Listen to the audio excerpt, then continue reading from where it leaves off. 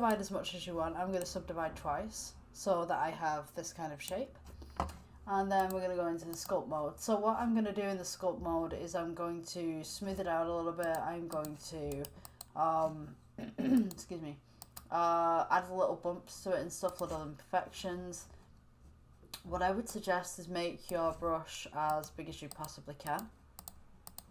And then you can just come in and just add those little imperfections all over the place so that your apple is not perfectly smooth, but you have some kind of offset to it. So this is actually the smooth tool that I'm using now, just to get rid of some of these vertices. I'm just going to smooth that all the way around.